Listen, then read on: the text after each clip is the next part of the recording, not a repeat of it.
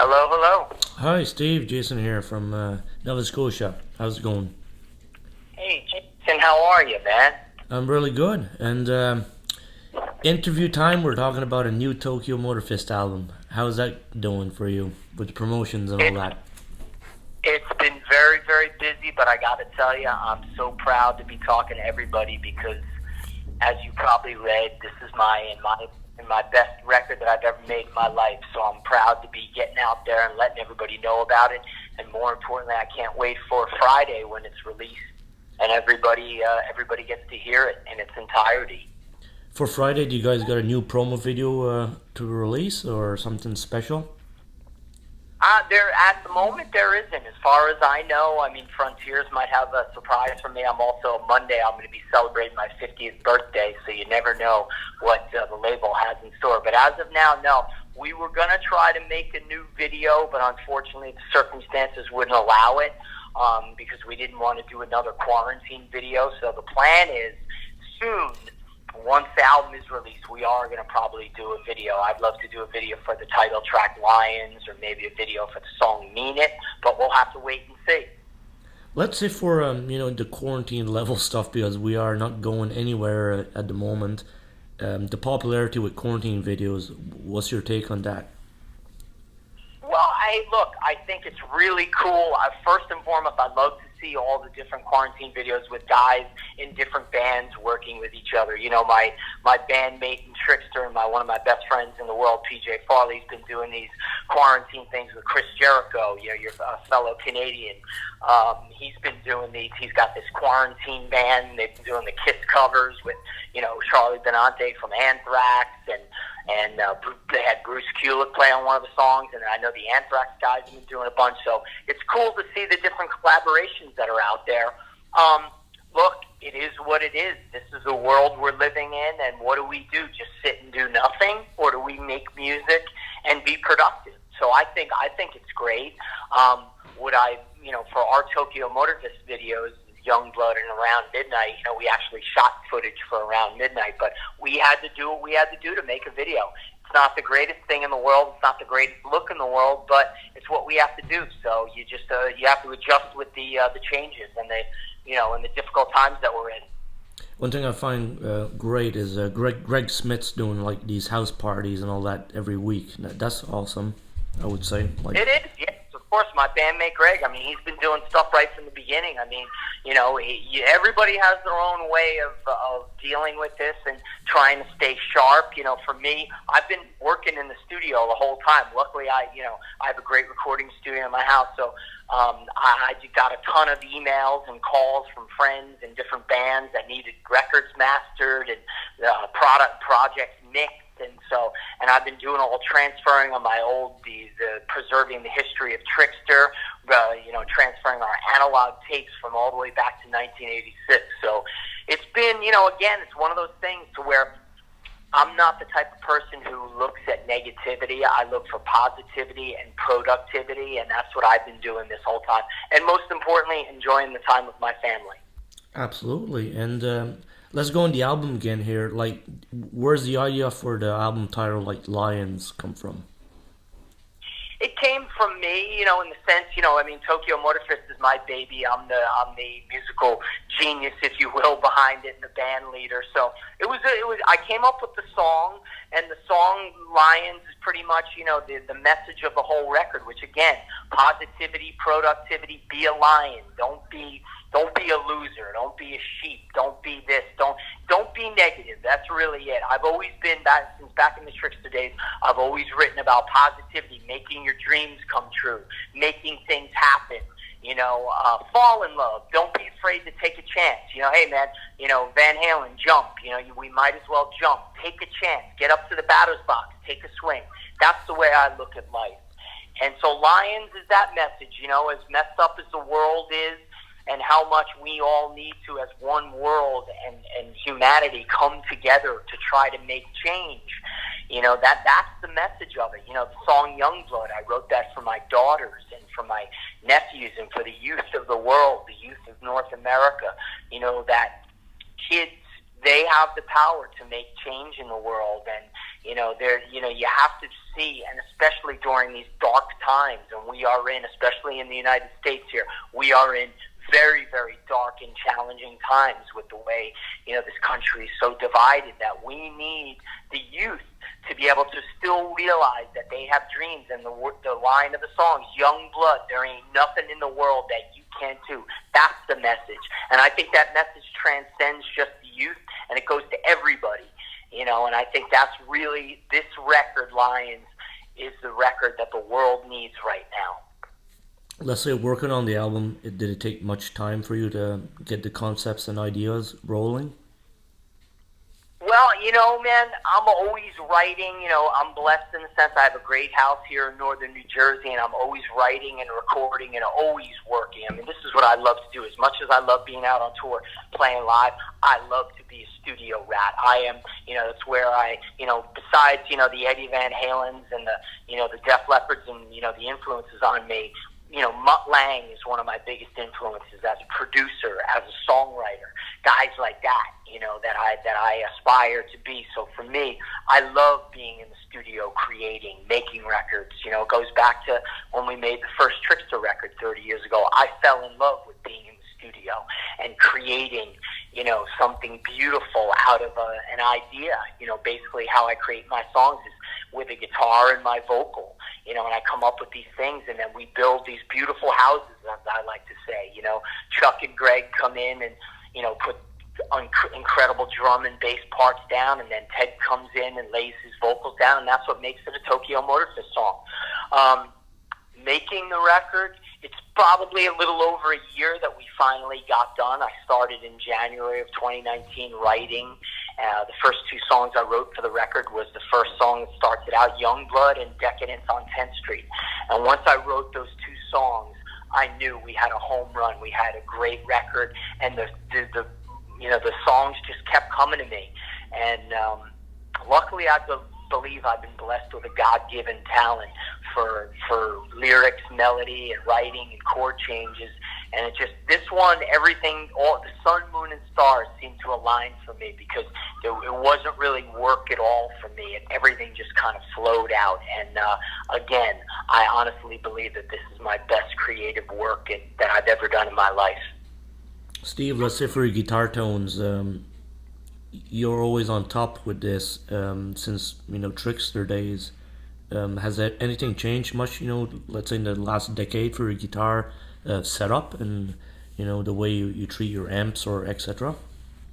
Oh, well, yeah, I mean, look, man, I'm an engineer, producer, so I love all the new technology. This record was my first foray into using some of the new plugins, guitar plugins that are out there. I mean, the technology is so great with the modeling and the profiling.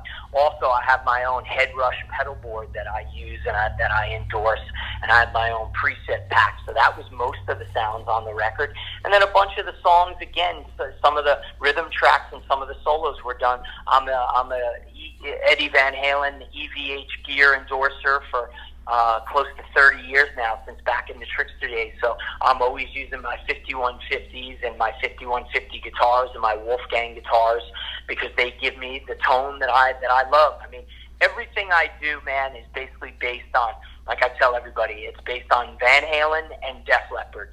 If you listen to our record and anything that I've done probably over the last 15 years, you can hear that influence throughout everything that I do.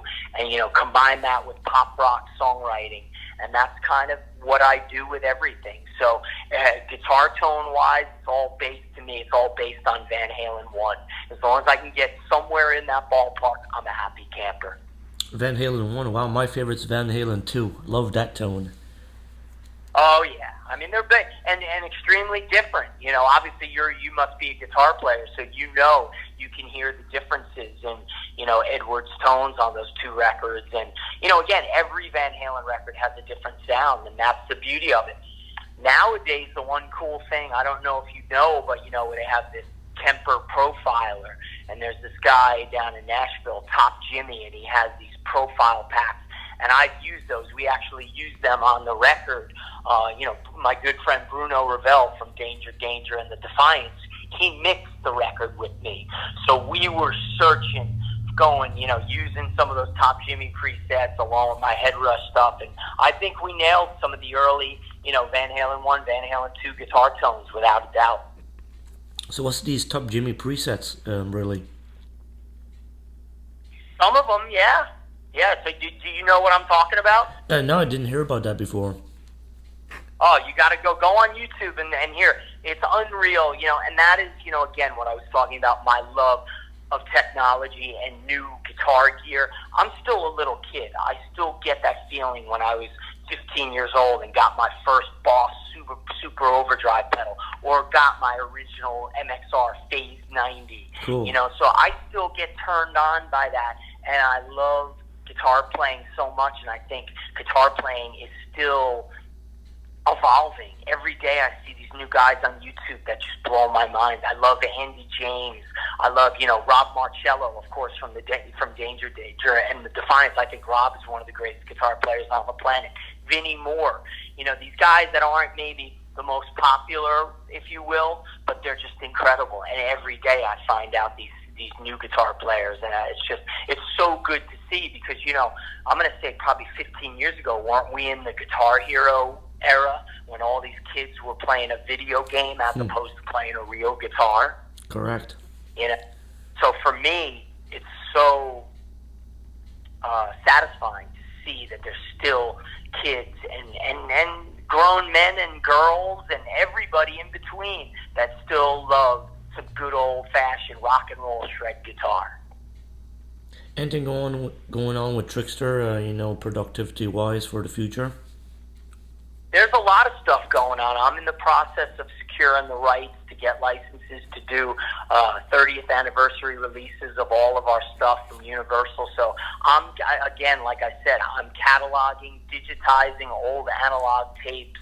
I'm securing. I bought a couple photo libraries. So there's a lot of stuff in the works right now. We are in 2020, we're celebrating the 30th anniversary of our great debut album. So we would have loved to have had a brand new, let's say, deluxe vinyl and deluxe CD, DVD thing out. But sadly, with the pandemic, we weren't able to make that happen. But there's still, half a year left. So we're hopefully going to get there, and we're just waiting on the powers that be at Universal. But there's always stuff going on. I don't know what's going on with the other guys. PJ and I have been out. We have a gig, I think, in 2 weeks with Eric Martin from Mr. Big. We've been doing this Trixter Mr. Big show with Eric for the last couple years. Sadly, there is definitely some personal and business conflicts within, the other half of the band, Pete and Gus in particular, and so that hasn't been resolved. So I don't think you're going to see us playing anytime in the next couple of years, if ever again. But mark my words, you probably will see a new version of Trixter at some point with a different singer and a different drummer. Right on. Keep the name going. And I own the name, and I own all the rights to everything, so there's really no issue there. I don't think it's any surprise. Everybody who knows anything about the band knows that I created the band. I am the band leader, wrote all the songs, so there's no big mystery there. But it's sad, that we've become like a lot of the other bands out there, like the Rats and the LA Guns and blah blah blah. I wish it hadn't happened, but you know what? It's the way rock and roll goes. Yes, it always has been, and it's sad, but the show must go on. That's it, man. That's the attitude, and you know me. I'm always there to make people happy and bring my music to the masses, and that's what I'm going to continue to do, no matter who's with me. Awesome stuff, and Tokyo Motor Fist, awesome products you guys are delivering with Frontier Records, and your second last video, Youngblood, looks great. Just video picture quality is awesome. It is, yeah. We had Wayne Joyner, who did, Wayne has done a lot of stuff for Frontiers. He just did the last Striper video. He's done stuff for Devin Townsend at Dream Theater. He's phenomenal. And he just did our last video. He did the all-animated video for Around Midnight. That, it's a funny story that looking back 30 years ago, the first Trixter album cover was a comic book, done by the great Neil Adams, the phenomenal illustrator. And then here it is, 30 years later, I finally get my first fully animated rock video. I've never had one of those in my career. So Wayne just did a phenomenal job with that, and the response to it around the world has been great. And again, I just can't wait for everybody to hear this record. Excellent stuff. Well, Steve Brown, pleasure talking to you, and hopefully this new album gets lots of great rave reviews and lots of plays on YouTube and Spotify and all that stuff as well. Oh, thank you again for the support, man, and hope to see you soon. And, everybody out there, stay safe and healthy. And everybody up in Nova Scotia, keep rocking and rolling, and we hope to see you soon. I've never been to Nova Scotia, so you never know. Maybe 2021, 2022, you might see Steve Brown, Tokyo Motor Fist, Eric Martin Band, dance, somebody up there. Get us up there. I'd love to come visit you. Awesome stuff, and I'm sure the people would love it. All right, brother. Thanks for calling. Hey, you're welcome. Have a good one. You too. See ya. See ya.